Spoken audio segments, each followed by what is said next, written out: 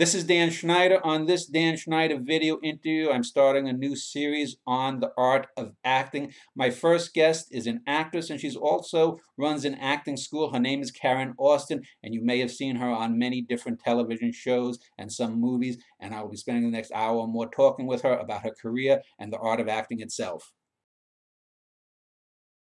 As mentioned, the topic is acting. The woman before you is Karen Austin, and many of you will have probably noticed her or seen her on some show over the last 25, 30 years, and maybe not even known her name. But she has a website called KarenAustinActing.com, which is an acting school, and a little bit later I'll get into asking her about that. But as I usually do, I like to open a show by giving the person or the people a little bit of time to talk about who they are and a brief biographical background. So Karen, thank you for joining me. And if you could just give a 2 or 3 minute sort of little Reader's Digest version of who you are. Do you know how difficult that is to do? To like compress like how you started, why you made the choices you did, the work that you've done, and the conclusions you've come to. I started out to be a theater history professor. I was in the master's program at Northwestern, and it was the 70s, and they didn't encourage women very, very highly then, very vigorously rather, to enter academia, and so they said go out and find what you want to do in the world, and I tried a bunch of stuff, and the thing that stuck was acting, and I'd always acted, but I just didn't think it was a serious profession choice. So I started acting. It was cold in Chicago. Moved to LA. Was a tour guide for a while. People encouraged me to act. I got pictures. I went out on auditions. I started acting right away. I was very lucky. But there was a part of me that because I wasn't attached to it, I wasn't driven to do it. It just seemed like it'd be fun. That I was able to bring a sense of play to it, and that has continued to this day. Between then and now, I was looking at my IMDb resume, which is substantial, and I've done pretty much everything but Broadway and porno. You know, I've done small parts, I've done above the title leads, I've starred in some feature films, a half dozen or so. I've done another half dozen of those. I've been the lead on a few series. I've reoccurred, did a lot of classic television in the 80s. I know you're sort of interested in that. Why did you call? What was it that inspired you to like go, oh, there's an actor? Well, that's a good segue to my first question. I think when I sent an email to you, I had mentioned that I have known for many years actors who have done dinner theater or cabarets. For example, I used to read my poetry at a cabaret in Minneapolis, and I knew a number of good actors. Probably the person who had the most success was this fellow named Ari Hoffman, who had a minor role in a Coen Brothers film. And people tend to think that well, we see someone on TV, whether it's Gilligan's Island or, in your case, Night Court or some other thing, and they're there for a year or two. I knew an actor named George Dickerson who had a role on, I think it was Hill Street Blues, the first season. We were on it at the same time then. Ah, okay. I was on Hill Street Blues before it ever aired. Do you know? Did you know George Dickerson? Probably, but yeah. You know, the mist of time. So having known many actors, and I've always found that people think that, well, if you get a television show or you get a role on Broadway, you're pretty much set for life. But people there, they don't understand the vicissitudes. And so this would lead me to ask a question that I'm going to open with my first question towards you is, what are the sacrifices that an actor makes for their art? I'll give you an example. In my case, as a writer, I've had some recent downtimes in my life in the last year or so, and my wife has asked me a similar question. I said, well, you make a choice, and yes, maybe I could have gotten a job in a corporation making better money or doing this or that, but I'd be unfulfilled in a certain way. So the sacrifice, the trade-off that you make is I'm pursuing what I can do best, what I do excellently, and sometimes you hit these bumps in life.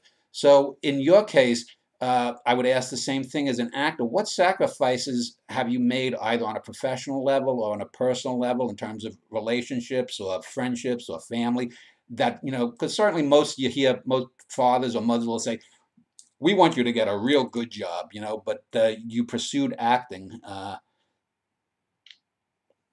think that anybody that's in a creative profession, or also sports, it's like you step up to the roulette table, and when you step up to the roulette table, you really do not understand what you're in for until you're in the long haul.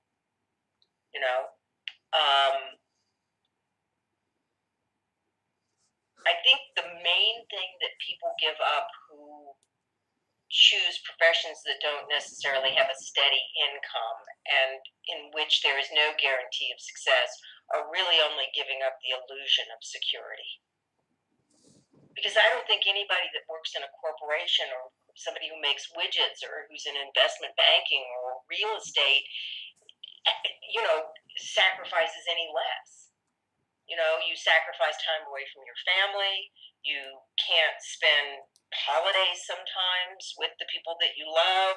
You choose your friendships based on who accepts you as you are, which you should anyway, but you're driven to it as an actor, and who are and the people that are willing to say, you're going to be okay, I know this sucks, you're going to be okay. Because inevitably, even when you get what you say you want, that feeling of euphoria only lasts for a short time, because you're only as good as your next job. And once you've gotten what you said you want, it's never what you thought it was, ever. There's always going to be an issue that makes you think, oh, this isn't it. And so the striving that you do, and I can just say this because I'm now elderly, like Social Security is in sniffing distance. Mm-hmm. And I think that those things that you try and achieve, and we're just talking about achievement, not the creative process or actually what you do create, but the things that you chase after in life in order to feel like you're worthy, ultimately are just shadows. And that your worthiness comes actually from the act of creating itself. And so once you really discover that, that gets you through. That's your through line through your life. We know who we are by what we create, not by what we achieve. And I think what are some of the sacrifices? I think having an acting career is kind of like childbirth. It hurts like hell, but you don't remember it afterwards. So I don't know.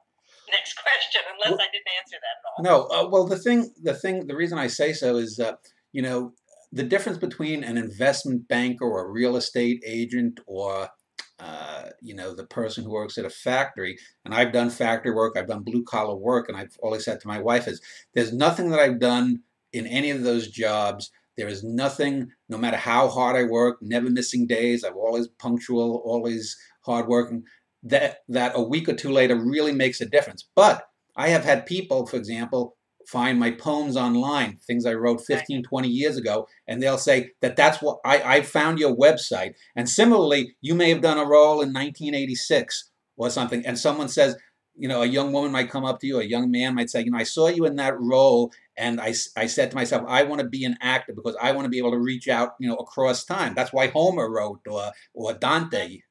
And you know what? I'm sort of not driven by that sense. No? No, I pretty much live very much in the present moment. I don't think a whole lot about my legacy, except that I have this idea somehow that I have made a difference in some people's lives.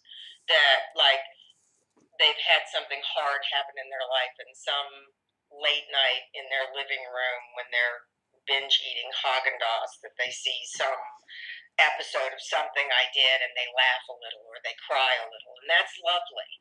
But you never know who you affect. Is it Jesus that said you cast your bread on the waters? And the love that you send out in the world affects the people that it affects, but you have no control over where it goes. You have no control over what it does. You're just generating. And it's that act of generation, that act of putting it out there, and I think in a way it's a natural arc in the life of an artist to become a teacher because you then have a real way of having direct, observable impact on people. Fame never interested me. I'm not the person to talk to about fame because I ran away from it on more than one occasion. Well, the subject of this show is acting. It's not fame, you know. Okay, but you understand that in order to be able to act, you can't do it unless people let you do it. Very few people go out on street corners and act. Yeah. You know, it's not like you can pick up your paintbrush or you can go to your computer or your typewriter. You know, you have to be given the opportunity to act. I mean, you can stay in training for it the way an athlete would. You can go to your voice classes, you can go to your acting classes, you can go work out, you can do your ballet, whatever it is that, you know, you can keep your instrument in shape. But that's not the same thing. It's a team sport, acting, you know, and you have to be given that opportunity. Yeah, and that's the difference between performing art. Like you said, I can type away, or a painter can paint on their canvas and it's there. Whereas no matter how good you are, you may look like, you know, some director's ex-wife, so he's not going to hire you for some silly reason like that. Yeah.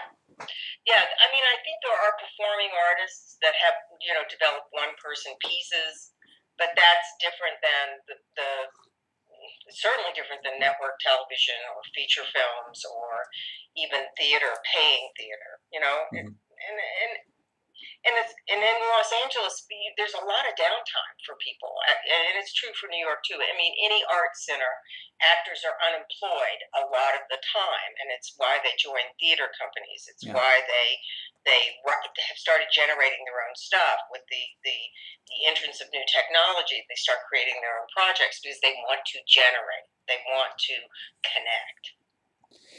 Yeah. Since you were talking about how you measure success. How do you personally, Karen Austin, measure success? Do you come off, say, if you were doing a stage play or doing an episode of television, or, you know, a minor role in a film or a major role in a film, when you're done, you say, wow, I really nailed it. That was the best performance I've done in 15 years. Or do you judge success by the paycheck or the frequency of work? What is the thing that you measure your success as? It depends upon the context within which you're judging it. Yeah. Do you know what I mean? It's like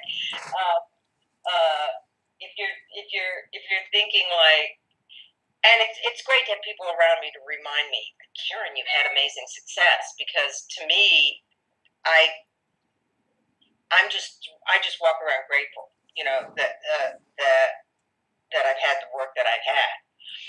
But I think that if you're sitting with an agent or pitching yourself to a new manager or wondering whether or not you have enough TBQ for the next series, then the context is, how much work have I done and how successful was it? If you're talking to your business manager about whether or not you can afford to buy a new car, then the context of success is, how much money have you earned? If you're thinking about like who you are as a person, the deepest part of you that is hungry for reaching other human hearts, then it's like, did I lay it all on the table in that last performance? Did I give all of myself? Was it authentic? Was I emotionally naked? Did I take risks? Was I dangerous? Did I learn anything? Were there intimate feelings between me and the other people in the cast, whether it's the guy at the craft service table or the actor you're working with or the director you're working with? Is there real human connection? Because that beats the performance, and the performance reaches through the camera or it goes across the proscenium and it impacts somebody else. You know, and it really is about impact. Whether you're a writer, whether you're a painter, whatever you do, it's about impacting other people. And I think that ultimately that need for impact is the need to express your love. I mean, it may be that there are very angry people, and underneath they've got suppressed love and they look angry in their performances, but it's always about trying to reach through with love. Well, when you've gone up for parts, let's say if your career extends back to when miniseries were big, if you had gone for, let's say, a prestige role in a television miniseries or a feature film, uh, and you didn't get that part, but let's say 2 weeks later you got a part, maybe in a commercial or on a guest spot on Matlock or something like that, would that would the hurt, if you feel hurt on not getting a part, would that sort of down feeling from the bigger prestige one that, man, this was the role I was meant to play, would that be assuaged by getting a smaller role, or do you just learn to have that, let it slough off your back?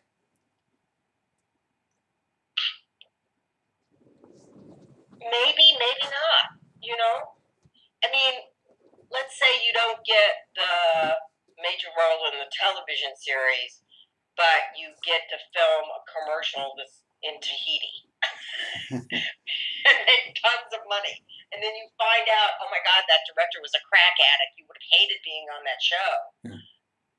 I just have to assume that, otherwise I'd go crazy. This is just me personally. That there is a plan for everything. That my curriculum in life is what is right in front of me. And I just keep saying yes to what's in front of me. And the stuff that I didn't get, I let it go. Because it's not personal. You need to know that if I've done my job, if I've left it all on the table, and they didn't make the correct decision to hire me, God bless them, and next. It's like Babe Ruth. How many times did he strike out? Yeah. Was it 1,220 times? I don't know. I can't remember the exact. But you get up to bat, you take your best fucking swing. And if you strike out, you strike out. But Babe Ruth could control where his ball went in the strike zone. We can't. We can't. They're painting a tapestry when they cast something. And an actor is just one thread. So it really does come down to the quality of your personality, how tall you are, what you look like. Have they decided to go with a different ethnicity? Your performance is a piece of it, and there are times you can burn through all their considerations with the strength of a performance to convince them that they have to decide to go with you. Well, let me end this first segment here just talking a bit about your acting school, and then in the next segment I want to sort of talk a bit more specifically about acting as a craft, and then later on we can talk about specific roles and stuff you've done.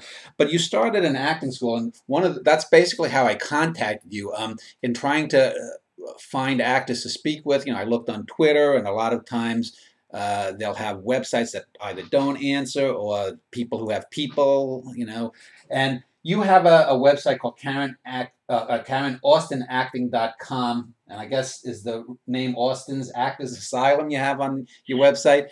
Let me just ask you, what impelled you to start an acting school, other than perhaps making a little bit of money for yourself? Was it the desire to maybe make it a little bit easier for some young people than maybe you had gone through? And well, let me just ask with that, and then I'll talk a little bit more specifically about your teaching methods. I didn't start an acting school. I just have a studio. Okay. I just teach one night a week. Okay. That's it. So it wasn't. I didn't start it for revenue purposes. Okay. For a long time, people have been asking me to teach a weekly class. I had started teaching up at the Screen Actors Guild Conservatory because I was on the board of directors for the Screen Actors Guild for a long, long time. And someone who was running the member services program said, we need a teacher up at the conservatory. And I went, okay, sure, I'll try it. Because they had somebody drop out for the weekend. They were doing a weekend conservatory seminar, and I said, sure, send me the curriculum. They said, we don't have any for this course. And I had 2 days, and I sat down in 2 days and I wrote a workshop. And it was very empowering to try and actually remember what it is that I do know. And I went in and I taught that workshop, and that was great. And that was many years ago. And out of that workshop, I met people who said, you should teach, you should teach, you should teach. And I'm like, no. If you start teaching, people think you can't act. It'll wreck my career. I don't really know how to teach. I don't know what it is I know. All those considerations come up. But like with any creative act, the first thing that's going to come up is your resistance, right? But then my daughter was going to go to college. And it was the middle of her senior year, and I just went, okay, I'm going to do it because I know that I'm going to have the most painful empty nest because it's just my daughter and I. When I needed some place to put my heart. So that's why I started teaching. And then it's been great. It's been great. It's kept my brain alive. It's challenged me.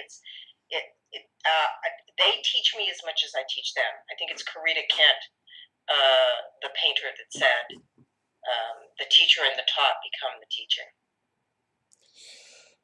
Well, when people most think of acting classes or anything like that, they always think of either the method acting or Stella Adler. Do you just do sort of improvisational stuff? Because I've known people who've done improv classes. Or do you have a particular acting style, or is it whatever works for that person in any given medium?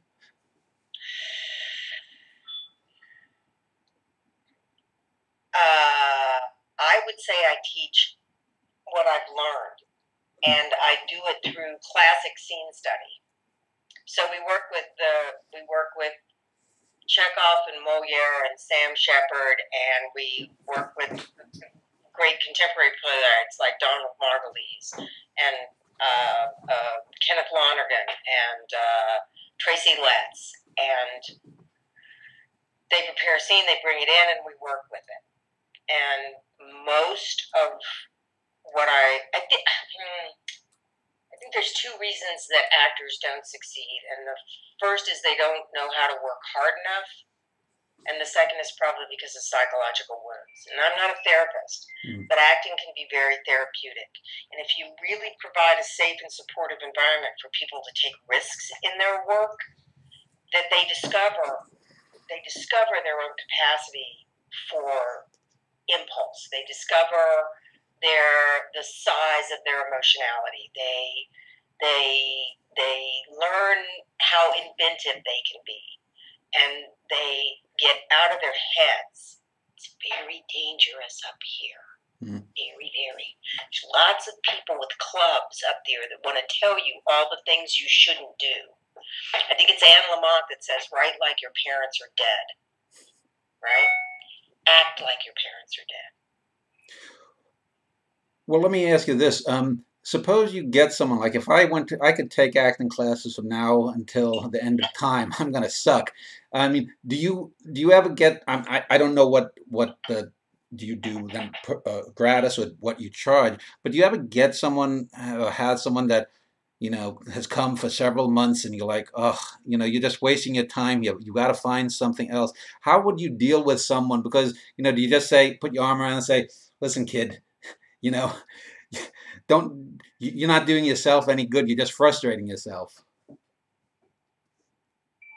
If somebody wants to act, if they're willing to put in the 10,000 hours, they will learn to act. But most people don't want to work that hard. Most people don't know how to work that hard. If you are driven to do it, if you are passionate about it, you can make it happen for yourself.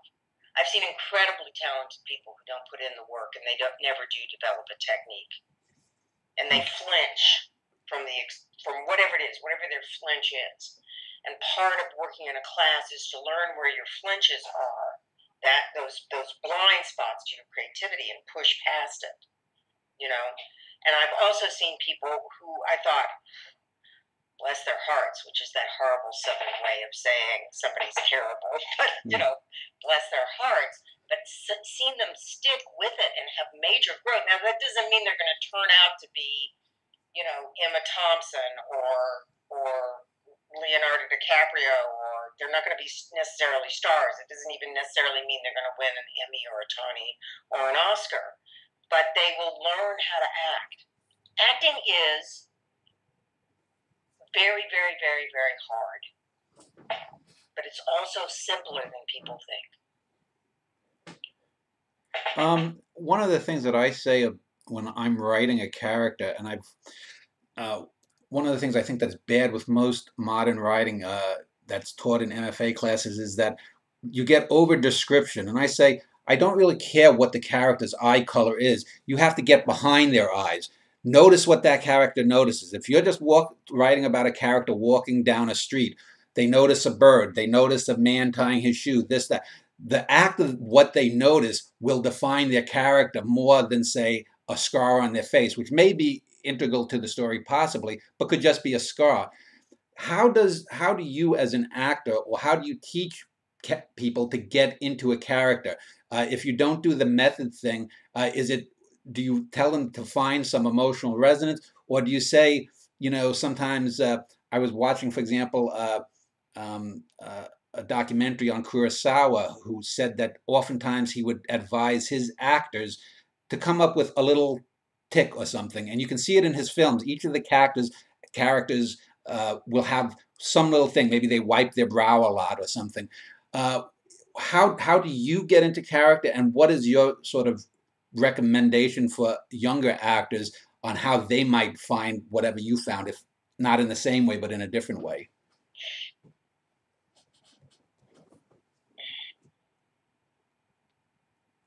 Ticks and mannerisms and the way you handle props and behavior is something that comes later when you're developing a character.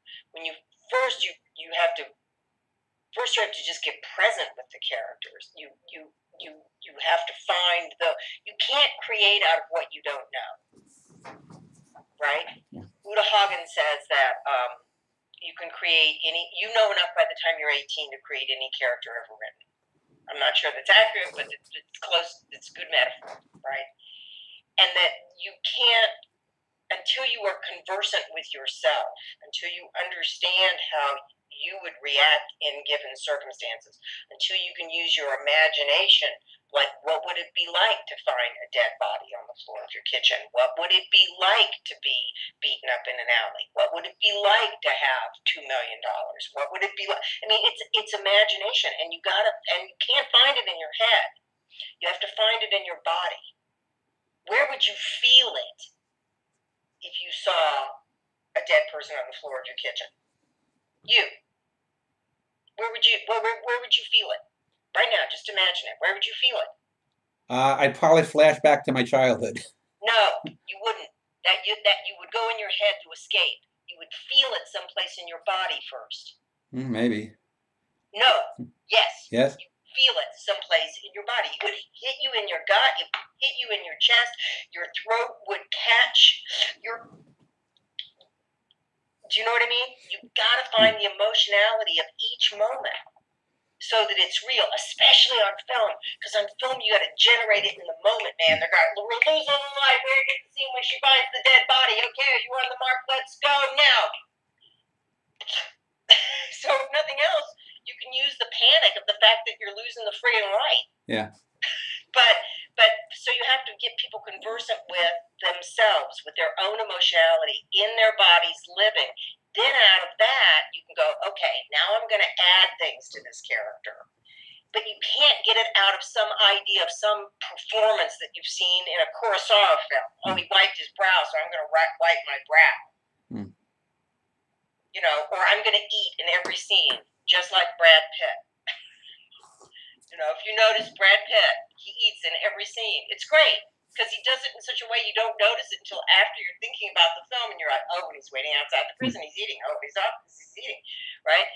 But you have to discover it yourself. The less actors are in their head and make intellectual decisions about what they think the audience needs or wants to see, and the more they find the emotional truth for them, the more authentic a performance will be. Does this sound esoteric?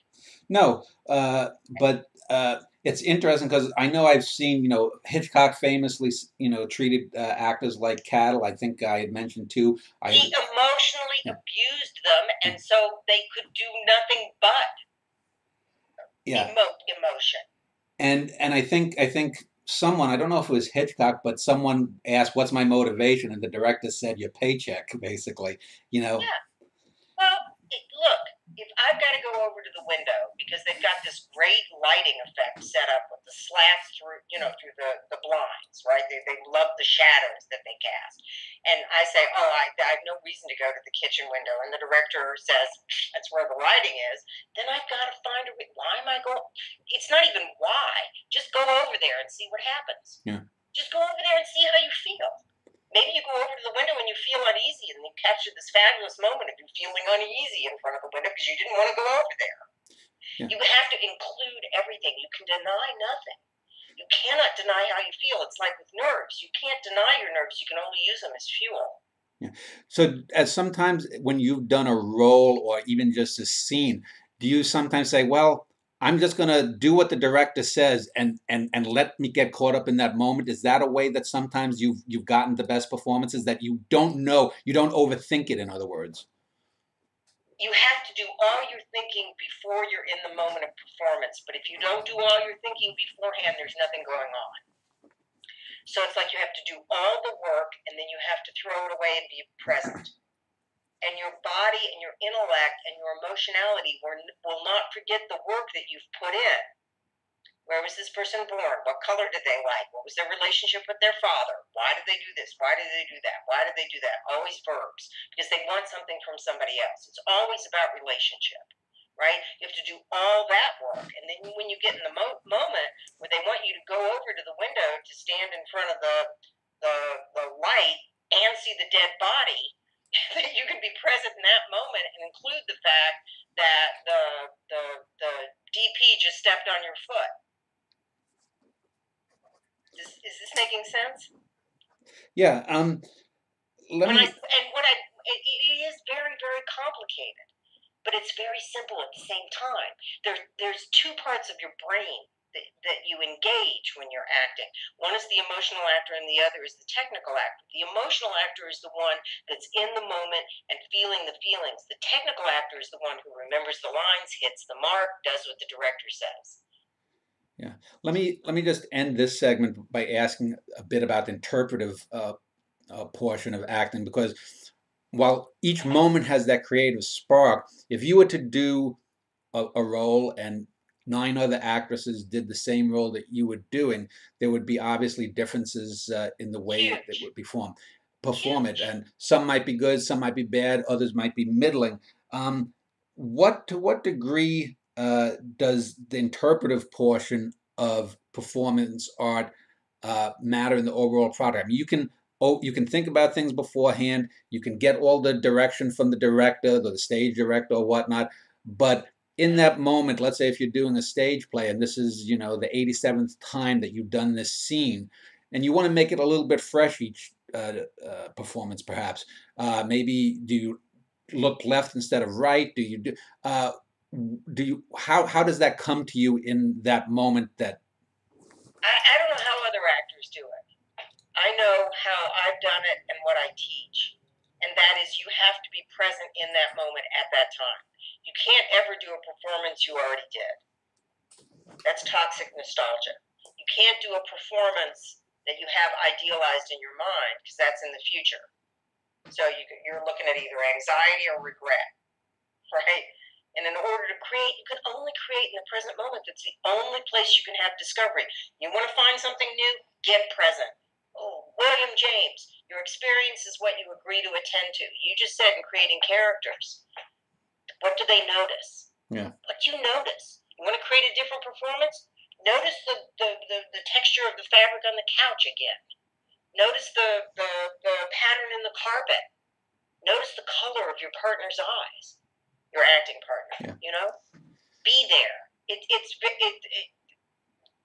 Zen mind. Be a beginner. Not know. Be willing to not know. Yeah. Be willing to not know how you're going to do this. It sounds to me that you just from what you're saying, you tend to prefer stage art because of the immediacy. If you're on the stage, is that your? No, I like both. They have two different. It's like having two husbands.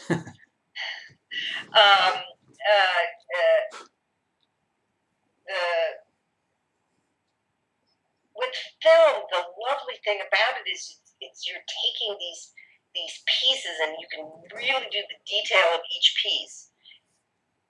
And there's something about that magic circle of light. And there's much more room in some ways for the unexpected, especially when you know, my scene is me sitting here looking at my coffee cup and thinking about how my mother just slapped me, you know, and where do I feel that? Where do I feel that in my body? What just happened? It's what just happened, what just happened, what just happened. What's great about film is it's what just happened, what just happened, what just happened in the same way, but there's a lift in the play. You can feel the energy of the audience. You are obligated to at least have the shape of the piece be the same because the actors are depending on it. The light cues are set by it. The furniture is not going to move. On a film set, they can say, oh, let's take this couch and get it out of here so you guys have some more room to do it. Now do it again.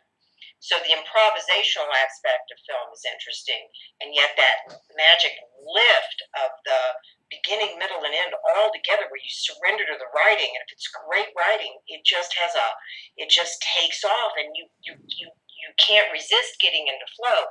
Getting into flow takes a little bit, you know. Mihai, have you read Mihai Csikszentmihalyi? No. Great book about creative flow. Great book about creative flow. Dense, but great. And there's the flow that athletes get into. When they're on it, you know, and they're making basket after basket. The flow that a dancer gets into when they go into a turn and they don't even know how they did it, but their body remembers. It's when you're doing something that's just a little more difficult than you can easily accomplish, and you're reaching for something, and there's an energy, there's a momentum that propels you past your mind's consideration. And that's easier to get into with a play because there's all that you're surrounded by all this energy. The audience's energy, the whole cast is there. The director, you've gotten rid of them, you know, and you can lift off. But you need that flow in film too, which is often when they're filming and they only need a little piece, they'll start way before and they'll continue after. You know, because you gotta get that ramp. Does that make sense? Yes. Let's end this segment here. In the next segment, I want to talk a little bit more about the art of acting and then also some of the business end of it in the next segment. We'll do that in a moment.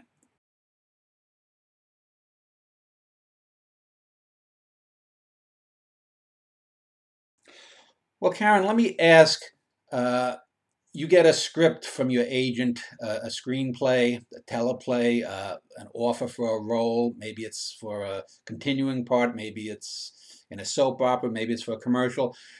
What is it that will draw you to take a part or not take a part? Obviously, if you badly in need of money, you may do, you know, Jack the Ripper 27 or something. But what is it that if you got a script and you read through it, you say, wow, I really want that role?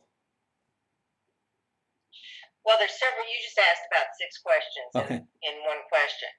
And deciding on what parts you're going to take depends on, again, context within which you make the decision. If you ask me what draws me to a part, that's a different question than why do you decide to take a role. So which one do you want to talk about? Well, which one do you prefer? We can do both. Take them whichever one. The context thing is a complicated question because it depends on where you are in your career. It depends on who's representing you. It depends on the vicissitudes of fortune at that time. You know, what's hot. You know, when I started out, you did not do commercials and you did not do television if you wanted to do feature films. They would not hire you. And then that's all changed now, and you see George Clooney and Danny DeVito doing coffee commercials. It's a completely different ballpark for actors now.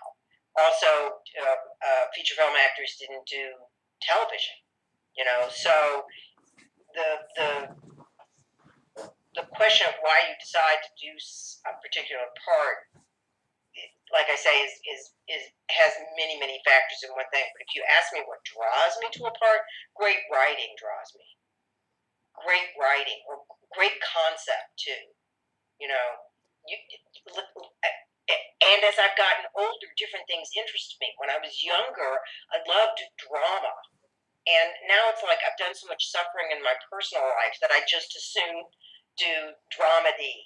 Mm. You know, sitcom's tough because making those, the way you have to heighten your emotion, it sometimes feels artificial. So I like when it's comedy and drama mixed. But if you said to me now, why would I choose stuff? What would be my ideal? It's like science fiction. Hand me something for science fiction. Give me a tricorder and a laser. You know, it's like my ideal role would be like playing Chris Pine's mother in Guardians of the Galaxy, or I think she's already dead, or Matt Damon's mother in The Born Conspiracy. Yeah. Do you know what I mean? Because it's like I'm up for fun now. Yeah. You know, when I was in my 20s and 30s, I had all this to prove. I had to prove I was a great actress. Now it's like I got nothing to prove now. I just want to have fun. And so many of the parts that I'm up for, they send me, they talk about me for, are the mother who is the one who is the obstacle to what the protagonist wants. Mm. So the mother who disapproves or who causes trouble. And I cannot tell you how boring those parts are. Yeah. Well, let me just ask then about the age thing, because it sounds like when you were young, you wanted to do, Nora from A Doll's House, but now you're content with, playing the whatever strikes your fancy. But there has to be some frustration, and I know I'm 51, and I don't, you don't feel that. You can look at me and say, oh yeah, my hair is receding, or whatever thing. But the culture seems to be so obsessed with youth, and yet I think anyone who's old, aside from the physical aches and pains, it's so much nicer and easier to be older when you're wiser. And yet there are so few roles written that are for middle-aged 50, 60, 65, 70-year-old people dealing with just what it's like to maybe be a widower and meet some attractive woman that you find love again, or someone who is dealing with some existential crisis in some other way. How have you been frustrated, for example, as you've gotten older, that older people just become accoutrements to drama rather than centerpieces? I'm fleetingly frustrated because it's the way things are, and a thing is what it is, and you kind of just have to go, that's the way it is. I mean, when I was younger, I also had things what it is that did frustrate the hell out of me, which was they used to say to me all the time, they love you, but you're just a little edgy. Because they didn't want edgy, smart women in television. So I was a little ahead of the curve. Now that's all they want is smart and edgy. They want Jennifer Lawrence packing weapons. They want, which was not true when I started out. So in a way, that was my tilting at windmills. Now, I don't have the energy to be frustrated about the way things are. I'd rather find what's in front of me and then be creative within what I can control. I can't control the culture. I can only spread out what I know, and it'll have impact the way it has impact. Do you know? Yeah. And I could probably speak a lot about, in a perfect world, what kind of art will be created. But when you think about who the hired writers are, they're writing from what they know and from what they've attended to, and older people are peripheral. Also, all the conflict in human, the stuff that storytelling is around. If you think about the hero's journey, Joseph Campbell. If you think about the Joseph Campbell, the way great storytelling sort of follows that arc. It is about someone who goes out into the world, encounters something, encounters themselves, rises above it, and learns a lesson. All the great, in terms of external lessons in life, except for death, kind of happen when you're younger. you meet the love of your life, you try to get your first job, you get married, you try to have a house, or you have a professor that rejects you when you're younger, or all of that. You get older, and your journey is an inner journey. The battle is with the self, and that's much harder to write about. That's much harder to portray on the screen. Does that make sense? Yeah, I agree to a certain extent. I think what you're getting up though is the limits of writers, and I'm the first one to say. I mean, I'm not a fan of Joseph Campbell because I think he had a very cartoonish vision of creativity. I think when you try to ascribe, Kurt Vonnegut famously said of Joseph Campbell, "Oh, he's the guy who came up with the theory: hero gets into trouble, hero gets out of trouble." It's a reductive approach to art that I think does come initially from the bad heap of writers that I think come out of the sort of Henry Ford model of writing that colleges crank out now, and I think Or that's film schools. yeah, yeah.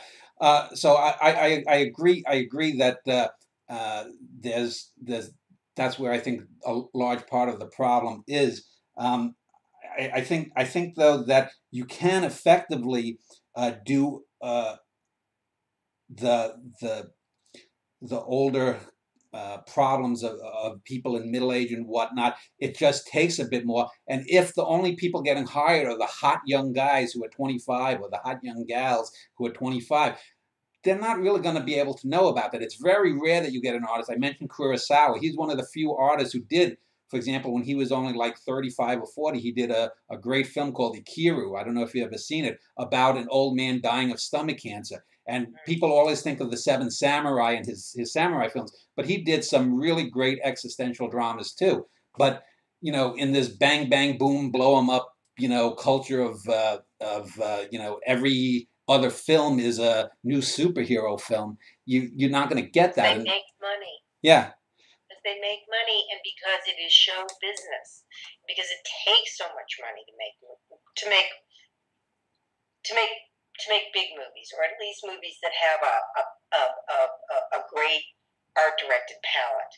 Even the television. I mean, we're in another golden age of television right now. You know that, right? I disagree, but go ahead.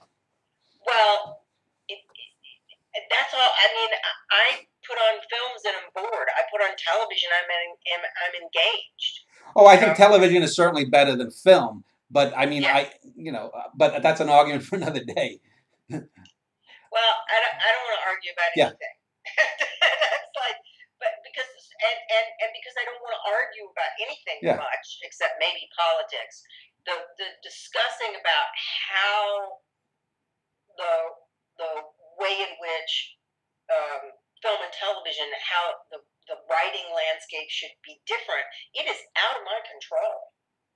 And I agree with you, and it's out of my control. Yeah. Well, let me just turn back a bit because you mentioned the role of agents. I would assume that you probably had a few agents over the years, or maybe you have had just one. To what degree does an agent and make in an actor's career? Because I would assume that there probably are things, especially when someone is younger, or if there are strictures, as you mentioned in the 80s, where someone aspiring to be in film wouldn't do a commercial, that they act as a sort of filter. But there may be some roles that are filtered out that you might have wanted or whatnot. Tell me what the difference between a good and a bad agent has on, just say, the day-to-day living status of an actor in terms of getting, jobs and money, income. That keeps changing too, in a lot of ways. Can you hear the bells? Yeah. The Catholic Church next door.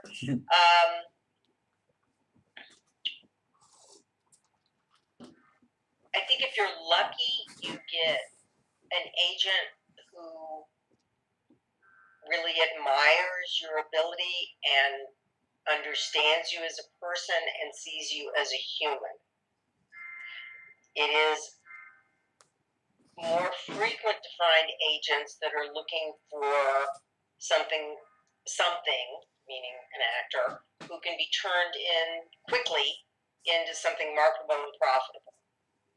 And so the decisions, if you get an agent that's making decisions for you in the long term, that's great.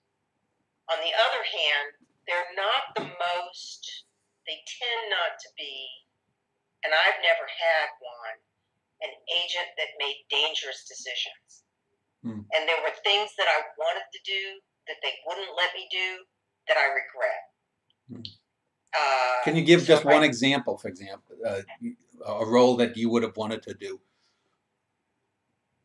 You don't have to name the agent, but just so that any younger person listening could maybe learn from an error that you made. There were two that I think of. One, it was like pilot season, and the pilots were coming hot and fast, and I got offered to do an outback musical in Australia on film. And I wanted to do it. I wanted to go to Australia, and it was set in saloons, I guess. I guess it was set in the 1800s, and I would be able to, like, you know, swig beer and get up on the table and swish my skirts and sing. And they said, no, it's pilot season. You have to stay in town. And so I did. And then the other one was,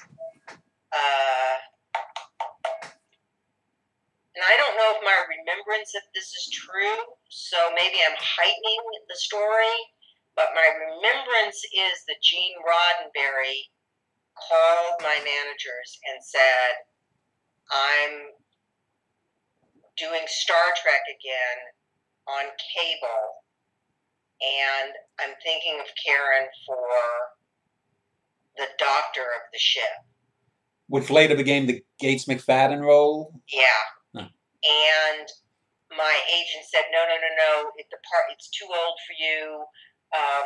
She has a teenage son. You know, we don't want you playing a mother so soon in your career. And no one does cable. And I was like, but I want to do it because it's Star Trek. And so we tried to, like, negotiate to, like, get it down to a 2-year contract instead of a 7-year contract. And they just discouraged me from doing it. Now, here's the thing. I have that regret in terms of it would have been seriously cool to work on that show. But that would have been my life. Yeah. And I wouldn't have had maybe the variety I've had in my life. I wouldn't have had the chance to, like, face down in the mud as often. Yeah. I wouldn't have become the person I've become. I wouldn't be the mother that I am, whatever it is. It's like, so I sort of trust that the correct things have happened for me. I really do. I'm very grateful for my life. But you asked me that question, and I answered you in terms of agents. Yeah. You know, if you get the most important thing about agents, I think, that is for them to have enough power that they can pick up the phone and call anybody. So few agents in the lower levels have that power. You have to see my client, right? And yet not have so much power that they don't need you or they're not excited by it. Yeah. Does that make sense? Yeah. Does that answer your question? Yes. Let me ask this about the personal aspect of the art of acting, since you've mentioned it a few times. There's sort of a paradox that if you're on stage and you have a long soliloquy, or if you're on television and you have a close-up and you're supposed to do something funny or dramatic, or if you're in a film and it's your character's turn to make a fearful face if Freddy Krueger's coming after you or something, there's that personal moment, but that moment you are at the center of attention, whether it's captured on film or whether it's just that moment on the stage. And so you have all the eyes upon you, and yet this is this personal moment, this thing coming from your personal moment that most people, non-actors like myself, you know, if I'm feeling real shitty over something that happened to me, if I, saw something that reminded me of something bad that happened 30 years ago, that's for me. But your moment is being seen by other people, either right then live or in the future, and maybe hundreds of times over.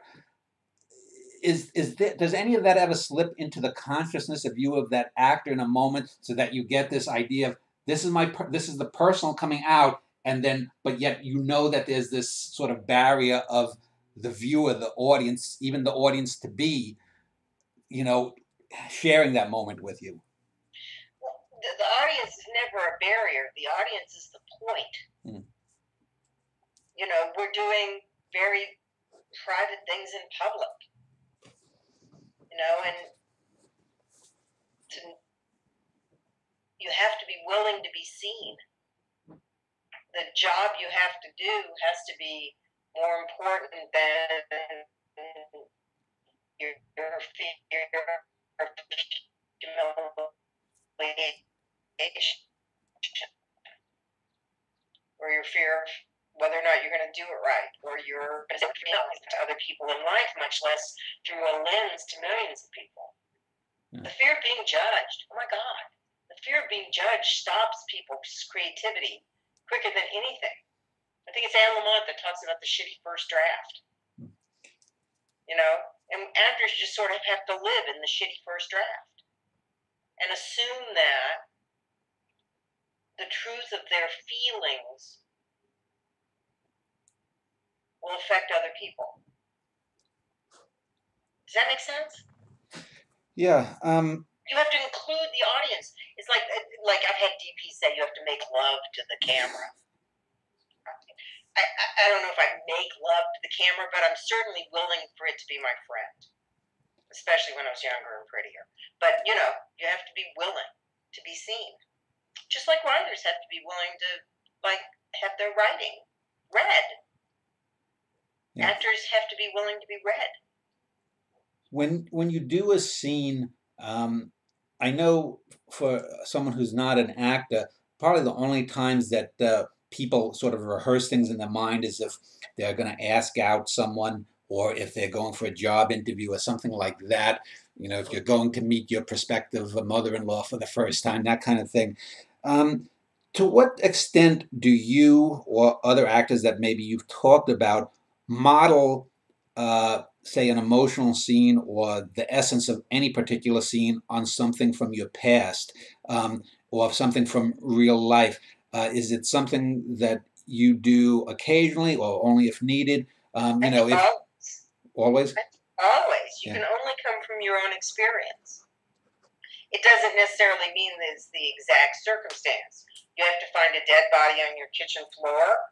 You may never have seen a dead body, but you certainly have seen a dead animal, or you have had an experience where something shocked you so completely you didn't know what to do. So it's equivalent emotions, not necessarily exact circumstances that actors work with. And for me, the most successful way to do that, find the equivalent experience and then find where it impacted you in your body. I've just got a couple more. Sense? Yes, you're making perfect sense. You don't have to keep asking. Listen, you're a very sensible woman, Karen. Is what? You're a very sensible woman. No, listen, I check. Okay. I check and see how I'm doing. I'm not stupid, but I may not be that smart. So I just go, how am I doing? How am I doing? Am I making sense? Do you understand? Because it's all about communicating. Yeah. See, that's the issue. Well, art is communication. Huh? Art is communication. I tell this all the time. I said art is more of a verb than a noun. Absolutely. And William Ball talks about how all acting is verbs. Yeah. That your intention, what you want from somebody else, has to be a verb. Not like I want you to love me. I want to see you express your love. That's how I'll know I'm getting it. What do you want and how do you know if you're getting it? That's the essence of acting. Let me just see a Tyrannosaurus Rex. What do you want to get away? How do you know you don't get eaten? Yeah. Yeah. Let me just ask a couple of other quick questions, and then in the next segment I want to talk specifically about your career and get a little bit more focus rather than some of the more abstract concepts that I've been asking you. You had mentioned Emma Thompson earlier. Oh my God, she's immaculate. Yeah. She is immaculate. And recently, and I don't know how much I don't think you have a Twitter account, and I only use it to put out my my shows and other things that I do. But recently she created a bit of a brouhaha on Twitter when she supposedly complained about young actors who are hired because they have, I guess, high Twitter fan base or whatnot, rather than acting ability. And I don't want you to speak for her, But certainly, you probably have encountered this even many years ago as well. Now that people are hired for their looks, or they're hired because of who they know, or they're hired Well, because it they're used to be what they call TVQ, which is TV with TV quotient. quotient, I think is what it stood for. And it's like, how many people know who you are? Yeah. Right? And the more people know who you are, the easier it is for when they advertise a show to draw in viewers. If people know who you are, then it's easier to get back end financing for the completion of a film. It's easier to secure German hedge fund money. It's easier to get, I don't know, Colombian drug lords to invest in your film. Whatever it is, it's always been that way. Now, who knows you is also based on celebrity. So it's like, not to knock the Kardashians, but it is more and more in our culture that whether or not people know you rather than the quality of what you do. Yeah. And social media in that sense has played into that weakness, the human weakness of, oh, I know who they are because they have a sex tape, or they've invented a purse, or they did an Oscar-winning performance, or what, it's just like knowability. And Twitter has done that. Instagram has done that. By the way, if you private message actors on Instagram, you'll get through to them for your show.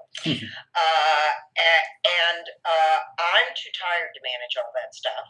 I know that with small films that a lot of my students are up for, and they're up for a lot of these small films, they do take into account how many friends they have on Facebook, how many followers they have on Twitter, how many followers they have on Instagram.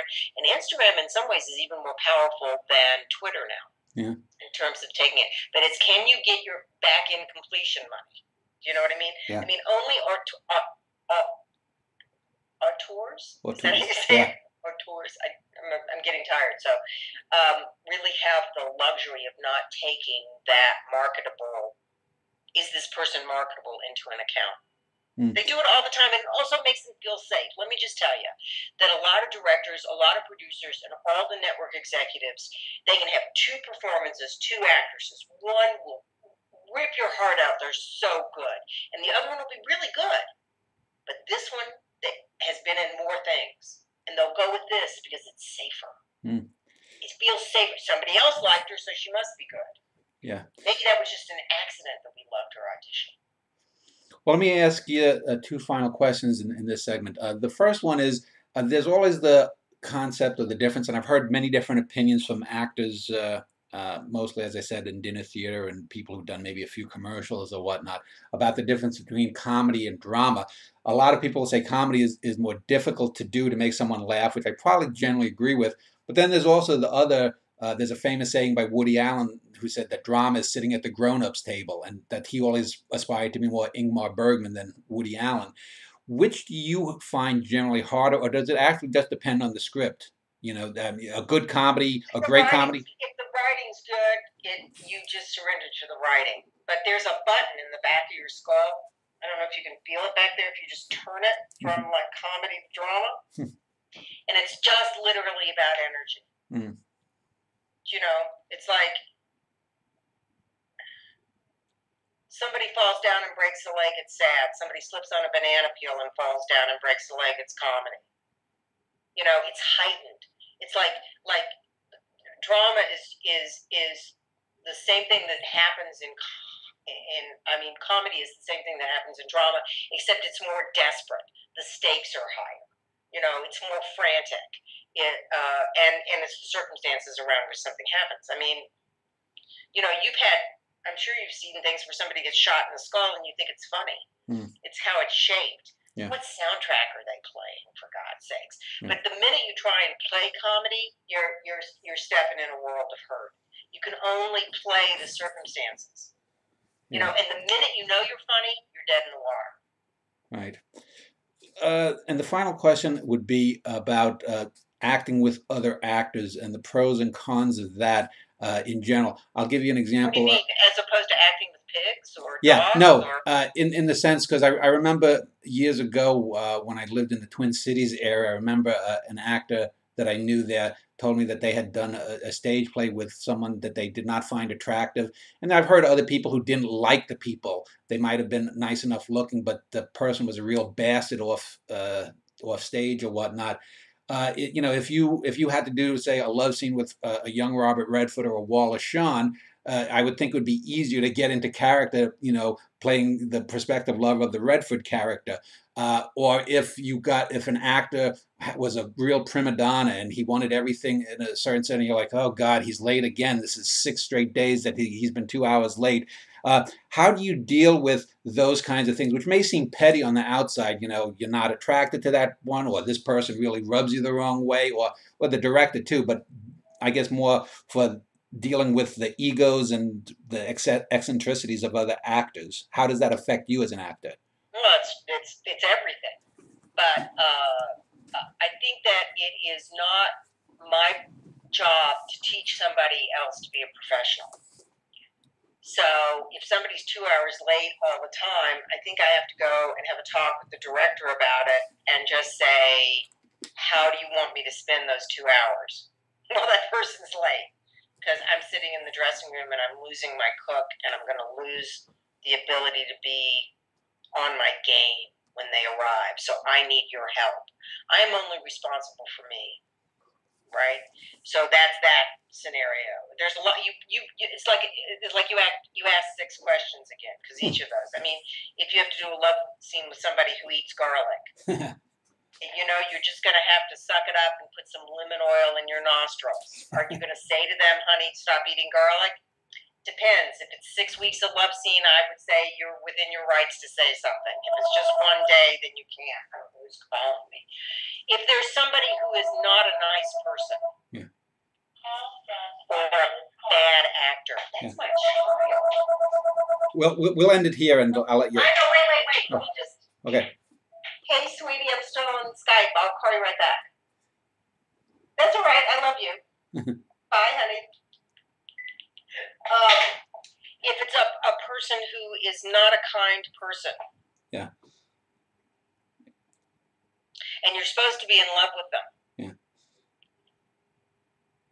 I think there's a way. I think it's my job to find the other actor fascinating, to just find them fascinating. And so if they're an asshole and you can't like that about them, maybe you could fall in love with their eyebrows. Or maybe you could fall in love with their arrogance. Yeah. Or maybe you could fall in love with their collarbone. It's the same thing with bad actors. I've worked with some not very talented people who are like poor, tortured souls, and I just find them fascinating. I love to act with children because you never know what they're going to do. You never know what bad actors are going to do. And I just am riveted by them. And the gift in that is to keep looking for the gift. What's the gift? And if somebody isn't a very good actor, the gift is that you're waiting to see what they're going to do. And so you're out of your head and your attention is on them. It's all about where you put your attention. All right, well, let's end this segment here, and then I want to spend the final major segment just talking about specifically some of the roles that you've had from your college days through today. And we'll do that when we return.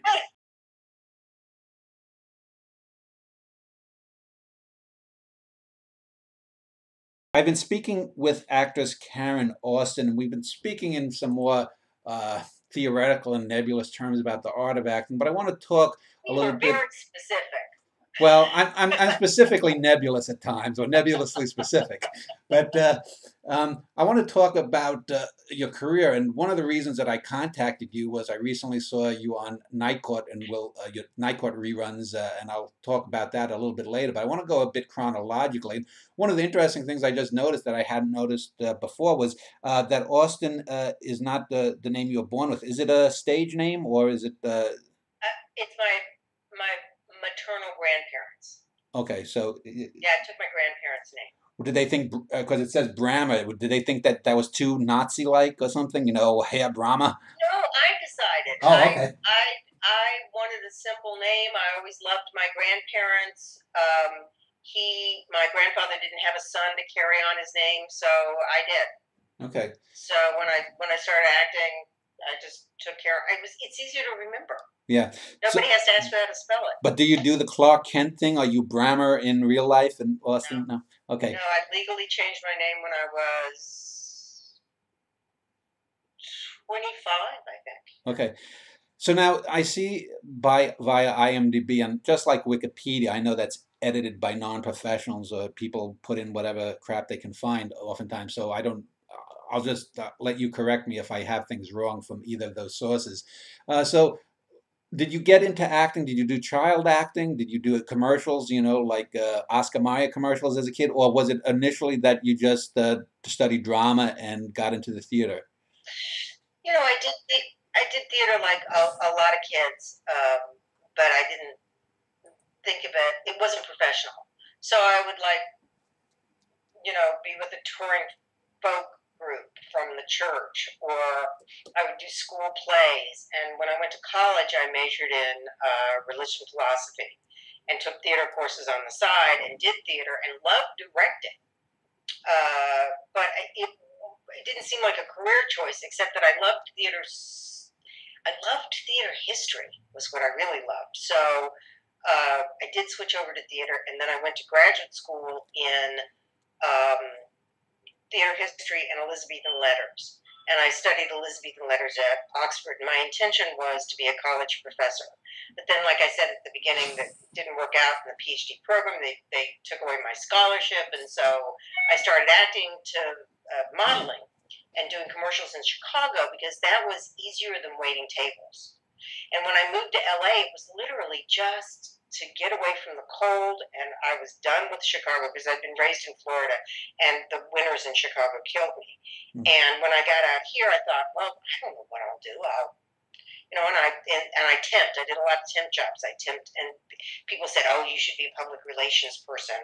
I almost joined the Teamsters. I did not know what I was going to do, except that somebody said, you could start acting and make money. And I thought, well, it's bound to be easier than, working in an office. And I think what it was that I'd always sort of wanted to be an actor, but it didn't seem like a respectable career choice because I came from a very conservative family. Yeah. And also I think probably, I don't know, was I afraid of it? Not really, no. I did a showcase, I got an agent, I went out, I got the first thing I went out on, I thought, this is cool, this is fun, and they put me in a bustle, and it was a period piece, and it was fun, and I thought, well, I'll do this for a while, and then I just kept doing it. But I think there's something about I was not attached to the outcome. I didn't feel the need to be famous. And then once I committed to the acting, I committed to the craft of it. And all along I'd done theater. I'd done summer stock at Northwestern and all of that. I just didn't sort of admit it to myself that I was going to be an actor until then. Did that answer your question? Yes. Okay. It looks like you started out doing the typical kind of episodic television. I'm seeing like Dallas, Rockford Files, Happy Days, Hill Street Blues. Was that sort of a good period of sort of getting your feet wet, or did you dread just doing one episode and whatnot? Did you feel, I got to break through, because it looks like, it took a few years? Didn't take that long. No? I was not impatient. Yeah. I was thrilled. I just oh my God, I go to work for a while, they give me money, and then I can go travel, or I can read 18 books, or I was not driven. Yeah. I don't know what. Sometimes I think there was something wrong with me. But I wasn't really. I just thought it would all sort of happen. It wasn't until I got in my 30s that I got ambitious, because people kept telling me I should be. Yeah. Yeah. Well, I see that you did the miniseries Celebrity. I remember that miniseries back in the '84, and I remember that was something about the murder, like if Jimmy Swaggart had been a murderer or something. I remember it was kind of that cheesy kind of fun miniseries, sort of when miniseries was starting to go a little bit out of vogue, I guess, after Roots and Rich Man, Poor Man, and that, and you had Richard Chamberlain had a couple of big ones. It was sort of at the height of it. It was right sort of in into the Height miniseries. I was a journeyman in the coal mine of movies of the week for a long time. They've been very, very good to me. Yeah. I did a lot of movies of the week, and I traveled a lot. When you ask about how do you choose jobs, for me, like in those days, when I was working a lot, script was number one. Number two was where does it film? Because I loved getting on an airplane. I just kept a bag packed. I lived on vacation. Who's directing it? Who else is in the cast? How much money does it pay? Yeah. That was sort of the order of importance. So I did a lot of suffering in the 80s in movies of the week. Do you remember what your role was? Did you were a murder victim, or what role did you have in Celebrity? What was your part? I was in the whole miniseries. I was one of the stars, and I aged like from 21 to like the ripe old age, I think 55, or 50 in it. And God, who else was in that? I met Tess Harper in that. We became good friends. I can't remember the rest of the cast. You'd have to look it up. I'm Ben. I can't remember. Well, maybe. But I mean, I was a playwright. Yeah. Okay. Well, it's interesting because I've got Tess Harper on my list of people who possibly to interview. So if you enjoy it, you can put in a good word for me. I mentioned Night Court, and that's where I think. I mean, I probably saw you in a Happy Days or a Rockford Files episode, but probably didn't remember you. And looking it up, I remember that came on as a mid-season replacement, and I guess you were in just the first season, like only 10 of the 13 episodes. And I remember just having rewatched those episodes recently, which was the spur for me to look you up, that you and John Larroquette seem to be the most polished actors there. Not that the others were bad, but like Selma Diamond and Richard Mole were sort of one-note funny characters. I think Paula Kelly was her name. Her character wasn't developed. And Harry Anderson, you could tell he was still not a polished actor yet. But you and Larroquette, to me, always seemed to be right there. And your character, which was called Lana, she was, sort of the mixed-up, goofy kind of court clerk who, I guess, had the hots for the Harry Anderson judge character. And yet, one of the things I remember, even as a young man when I first saw it and recently rewatching it, is that your character had something, like I said, behind the eyes, that there was more for that character. And then all of a sudden, she was dropped. Were you disappointed? And could you talk a little bit maybe about why they didn't keep you on for a second season? Well, it wasn't really their choice. Oh. I had asked to leave the series, and they wouldn't let me out of my contract. And then there was a lot of turmoil that first season. It was sort of a serious shakedown cruise.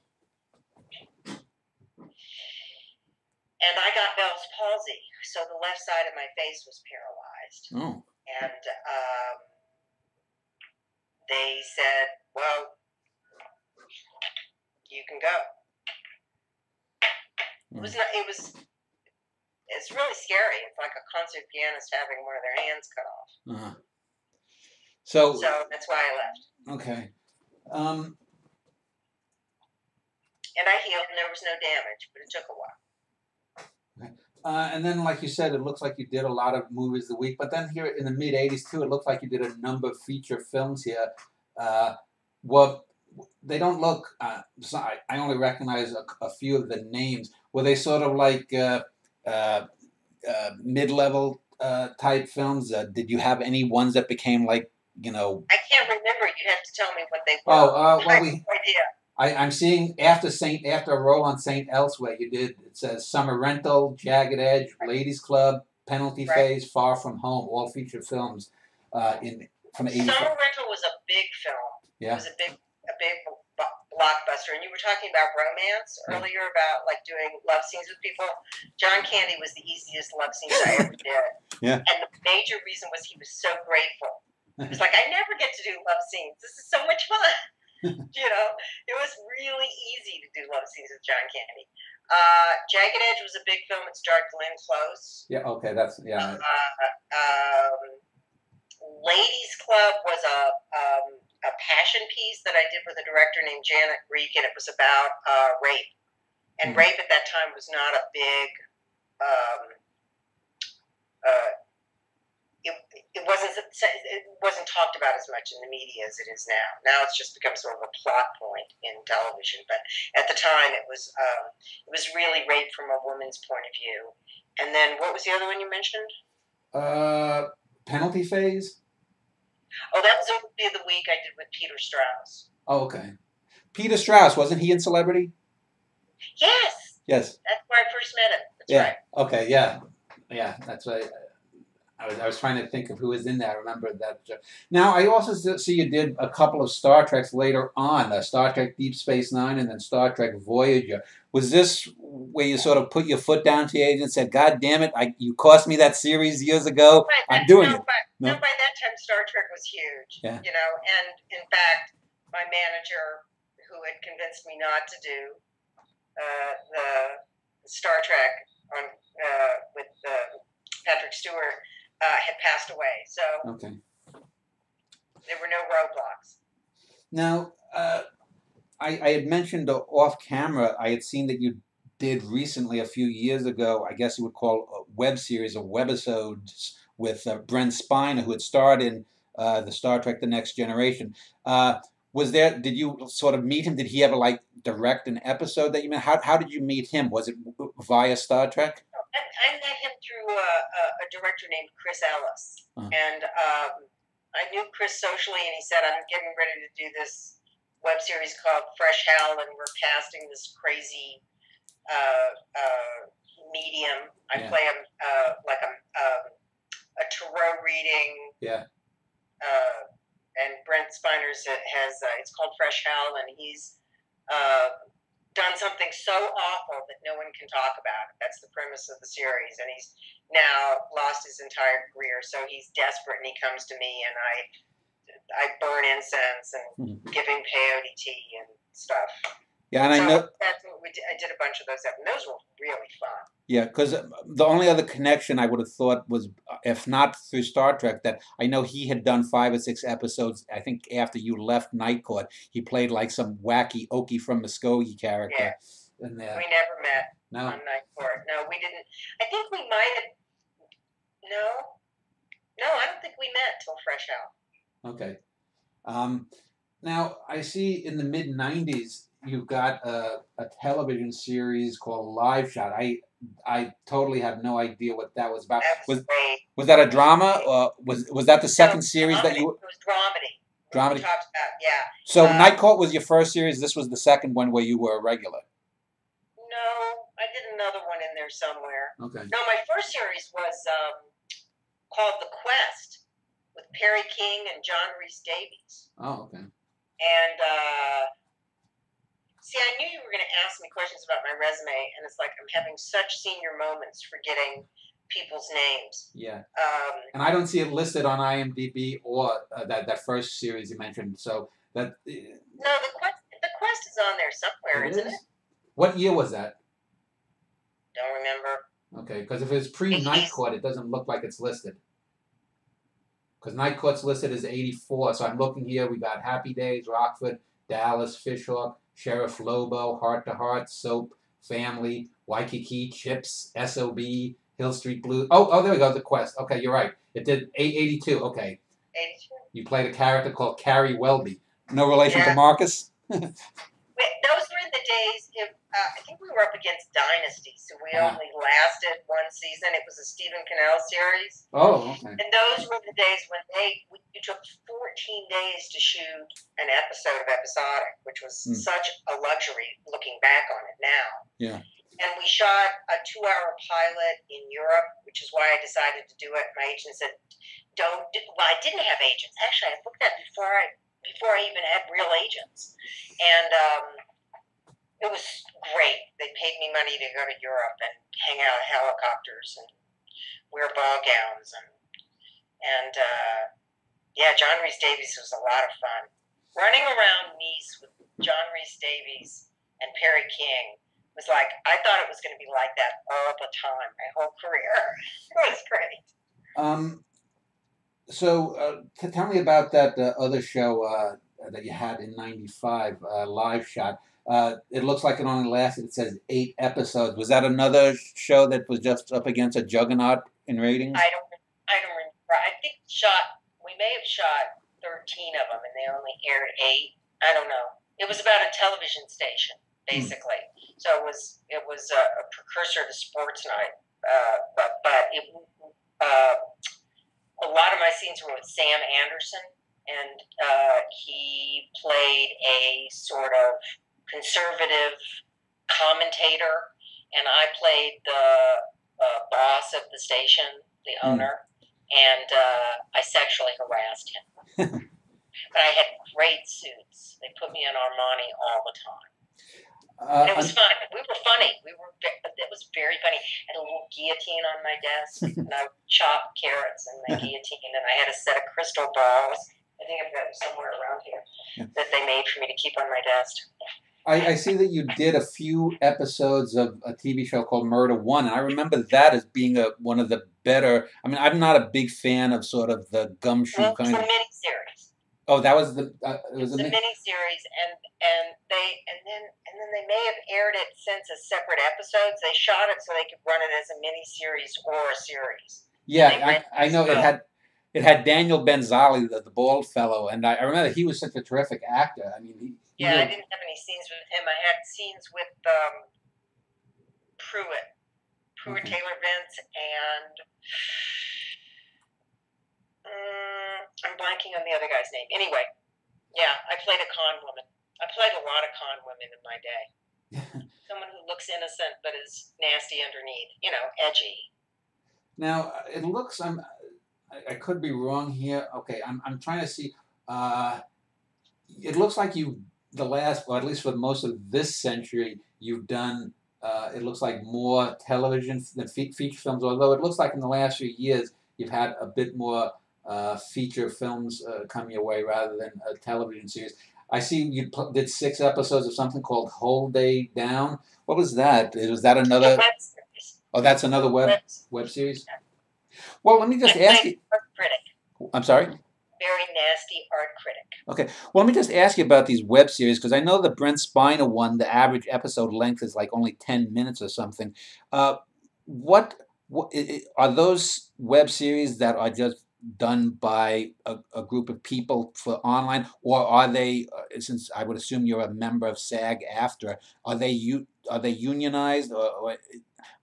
And what is your overall opinion? Do you think that the internet is the future of your profession, other than films? I mean, the internet is the future of everything unless society collapses for everybody. I mean, writers. I mean, look at the demise of real journalism.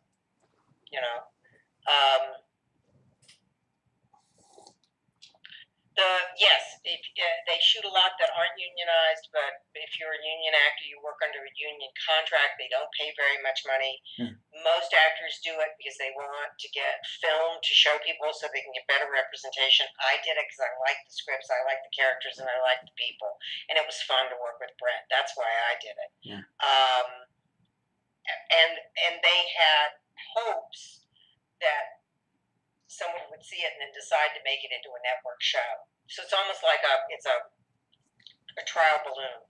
Yeah. And the major agencies and the networks are always trolling the internet looking for new material that they can turn into shows. So it's like with the advent of the newer technologies, you're auditioning all the time even more. Actors have to work twice as hard as they did when I was young to get work, to get representation, to get paid work, to get seen. Do you? I see that you did an episode of Battlestar Galactica, the reboot in the. That's not me. That's not you. That's another Karen Austin. I have to ask to have that removed, and they haven't. Okay. She's a Canadian Karen Austin. Okay. Let me then ask this: to what extent? Because people will always think that if you've done a handful of films or feature films, if you've done this or that on television, if you're doing commercials here and there, that an actor, someone like you who has 80 or 100 credits to her name, is if not, Leonardo DiCaprio or Julia Roberts kind of wealthy, that you're rolling in money. To what degree does being in the union and maybe getting a little bit of royalties? As I said, I saw Night Court on this sub channel called Laugh TV. Now it runs. Um, do you get just a little bit, or is it just a pittance that you get from any royalties or reruns where you may appear on screen, whether in a regular series or if they rerun a movie of the week on some channel? Residuals are figured on there's a formula that's negotiated in our contracts for residuals. I mean, people who have more power, more clout in the industry, actors that have bigger names, negotiate big upfronts because they don't, and they might actually negotiate back-end participation as well. Same thing with directors and writers. But there's a formula. It's like how many days you work, and the amount of money that you earn, and then your pension and health and your residual contributions are based on caps. So, like you may make $20,000 a week for on a series, 25,000, 30,000, but it's capped. In my day, when I was working the most, it was capped at like $5,000 an episode for a half-hour show. Now the cap is probably higher, but there's this complicated formula. So you saw Night Court on Nick at Night. I probably got a check for $27. But it was a long time ago. I still get checks for some. I still get checks for like Rockford Files. Yeah. 97 cents. I'm grateful for every one of them.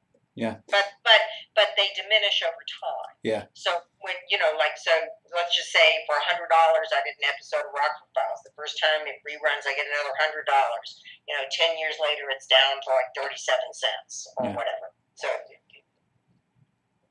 Well, we've had a good conversation. In the final segment, I just want to give you a few minutes to talk about whatever you want. But I want to ask a final question to end this up. And since we were looking at your sort of resume, if there are 2 or 3 highlights, if you had to sort of put a circle around and say, this is the thing that was either the best script I did, the best experience I had, I worked with the best actors or whatnot, what 2 or 3 roles or movies stick in your mind as the ones that you are either the most proud of or have the fondest memories?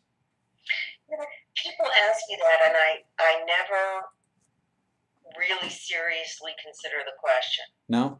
Because each thing is so different, and there are times when it's been a good job, but I was miserable personally, or it was a great part, but my co-star was a problem, or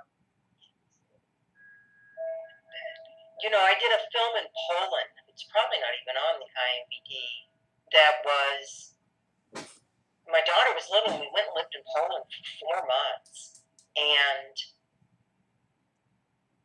it was one of the most challenging roles of my career, but not many people saw it. Yeah. I played an alcoholic who adopts an African baby from Mozambique who turns out to be a war criminal. So it's very Polish. They know how to suffer. They make the Swedes look happy. And then I would say the other most challenging role that I loved, I did a play for a year called Nuts. They turned it into a movie later with Barbara Streisand, and it was very different from the play, but the play was astonishing. And I felt like it was about a woman who had been a victim of child abuse, which at the time people did not talk about. Yeah. People did not talk about it then. And every night somebody would come backstage and said, because I'm back to see your play again because of what you have done here, I was able to tell my husband about it. I was able to talk to my parents about it. So I've had the experience of being able to make a difference through acting. Those are the roles that I treasure the most. You talk about a job that was just fun. It was Summer Rental with John Candy. I was on the beach in a boat with Richard Crenna, who was so much fun, and Rip Torn, who was out of his mind, and John Candy, who was just so loving, and a dog, and Carl Reiner, and to sit around and watch Carl Reiner and John Candy try to out-joke each other while we were having Mai Tais and waiting for the storm to clear so we could go out on the yacht to film, and that was crazy. So even if, let's say, the critics savage a a movie, say, if Ebert and Siskel both gave thumbs down, but you had a great time on it, you might remember that more fondly than, let's say, if you got lauded in, you know, some dramatic role movie of the week that you did that you got great praise from, but you had a shit time. The director was an asshole.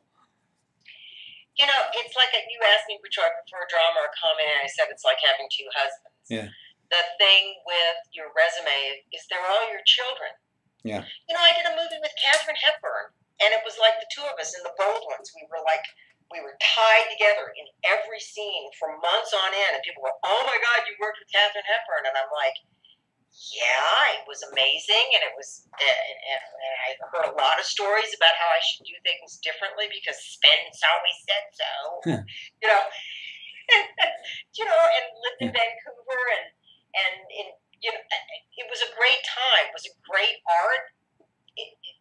No, but it was Katharine Hepburn, and I got to go skiing in Vancouver, and so they're all my parts are my children. I've been so blessed to be able to travel the world and to work with so many different people, and to have had enough of an income that I was able to raise a daughter on my own and put her through private school and college, and she's vertical. And is she going to be an actress? Is that her? Is she in the arts? No, she was around enough actors. She did her homework in enough small theaters, and she sat in the back of the room and did her homework in Screen Actors Guild board meetings enough to know those people are crazy. But is she involved in the arts in any way?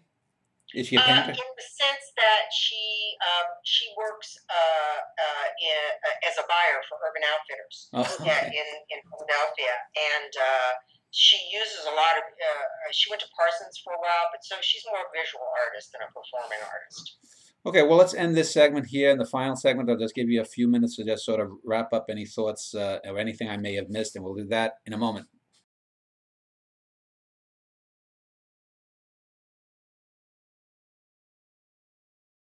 I've been speaking with actress Karen Austin. She has a website, KarenAustinActing.com. She teaches, well, I'm going to plug you. No, I know, but I mean, it's a little studio. It's an asylum. It's like... No, but it's been a delight speaking with you. As I had mentioned when I first contacted you, when I was a young man, I had a crush on you when I first saw you on Night Court. But you've been a delight to speak with. You've said some very helpful things, I think, for people, younger people, actors and actresses that might hear this. I just want to give you 2 or 3 minutes if you want to wrap up any thoughts on the acting life, the acting career, or anything else in regards to what you may be coming up in your career too, if you want to plug it. Well, you talked about writing earlier, and I think it takes a certain amount of hubris to be a writer, and it certainly takes hubris to be a teacher. And at some point, I probably will finish this book about acting that I'm writing. But there's a way in which I want it to be so authentic to my experience. And it's like Brene Brown says that authenticity is the daily practice of letting go who we think we should be so we can discover who we are. And it's sometimes painful, and it's sometimes really, really hard. But that's been my journey as an actor, and it's the journey I'm trying to help other actors, younger actors with. So, why teach? I said it was because my daughter went off to college, but it was also that I know that. And one of the things you and I were going to talk more about is creativity, but I would have to say that is the basis of creativity. It's the actor's journey is the journey to the self, so that you can learn what it is that you have to give that's unique. No one else can see the world through your eyes. You know that, right? Yes. It's the same thing with actors. Well, as you can tell, they can't tell on camera, I've got not the best vision, but it's been a delight talking to you. And certainly, if you write that book, whether it's in 1 or 5 or 10 years, please let me know and or send me a copy, and we can talk about it in a future show. But as I mentioned, I'll have a link to Karen's website below here if you want to get in touch with her, either to act or just if you're a fan, or find out maybe what she's doing. Or if you're a publisher. Well, I have a website. It's not really a No, publisher. that's what I mean. If somebody sees this and they want to publish, Oh yeah, by all means, any publisher. If her email doesn't work, just contact me and I'll put you in contact with her too. But again, thank you, and hopefully this will be the beginning of a number, hopefully of series or shows that I do with actors, and it'll be interesting to sort of parallax the different experiences, because you said some things that are in contradiction to some things actors have told me, and some things that actors are always sort of harping on for good or bad. So it's let me tell you a couple of things about actors. Yeah. One, you want an actor to bitch, give him a job, right? And two, there are no rules. Yeah. There are no rules. Everybody's experience is so completely different, and that's the reason why you do this. Yeah. Yes? All right. Well, again, thank you for your time, Karen. You're welcome. Thank you. It's been a pleasure.